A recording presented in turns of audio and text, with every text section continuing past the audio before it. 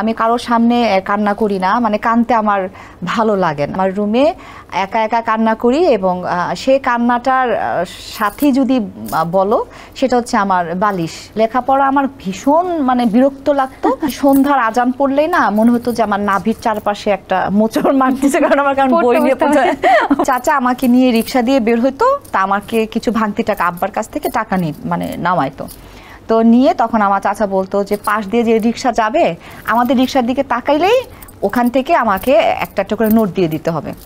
তো পাশ দিয়ে রিক্সা গেলে তো তাকাবেই, হ্যাঁ এমনি নর্মালি কিন্তু তাকাই তো, আর আমি একটা করে নোট দিতাম। হ্যাঁ, এভাবে আমার থেকে আমার চাচা সব টাকা নিয়ে নিত,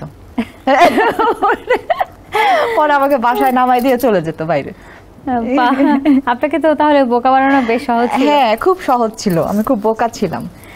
পদ্মা নদীর মাঝে সিনেমাতে আপনার গায়ের রং নিয়ে একটা সমস্যা হচ্ছিল, সেটা কি ফর্সা থাকার কারণেই? হ্যাঁ, ফর্সা থাকার কারণে।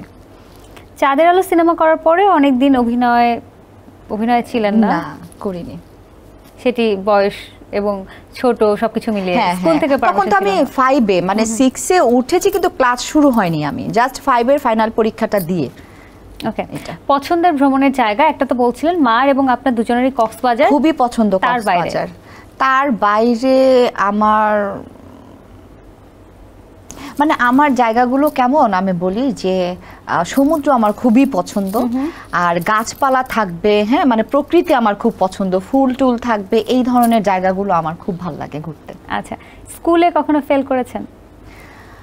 হ্যাঁ, না ফেল করি নাই, টেনে টুনে পাস, বাট আমি খুব ভালো স্টুডেন্ট ছিলাম যে তা না। লেখাপড়া আমার ভীষণ মানে বিরক্ত লাগতো, আর সত্যি আমি নতুন বই পেলে তখন মনে হতো যে সবগুলো একসাথে পড়ি, কিন্তু আস্তে আস্তে না আমার ভালো লাগতো না। ওই সন্ধ্যার আজান পড়লেই না মনে হতো যে আমার নাভির চারপাশে একটা মোচড় মারতেছে, কারণ বই নিয়ে বসতে হবে, আমার খুব এগুলো বিরক্ত লাগতো।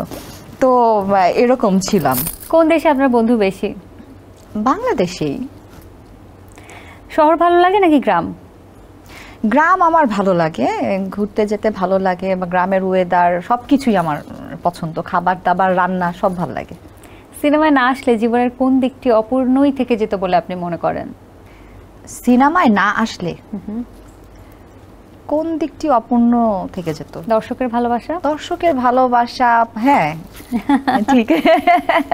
কোন সিনেমার পর আপনি সবচেয়ে বেশি জনপ্রিয়তা পেয়েছেন? শ্রাবণ মেঘের দিন।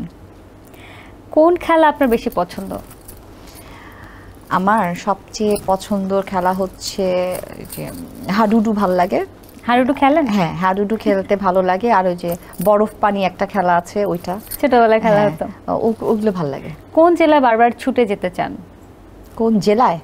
আমার নিজের দেশের বাড়িতে, গ্রামের বাড়িতে, কুমিল্লা। নিজের উপার্জনে প্রথম কি কিনেছিলেন এসি বাদে? ওটা তো অন্য কেউ। ওটা তো আমি কিনিনি। হ্যাঁ, ওটা আমি কিনিনি, ওটা আমাকে 2টা এসি দেওয়া হয়েছিল। নিজের উপার্জনের প্রথম কি কিনেছিলেন?